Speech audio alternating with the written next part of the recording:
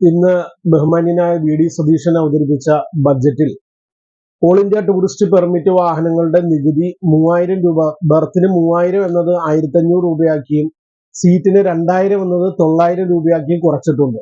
ഇത് അന്തർ സംസ്ഥാന ബസ് വ്യവസായത്തിന് വലിയ സഹായകരമായ ഒന്നാണ്.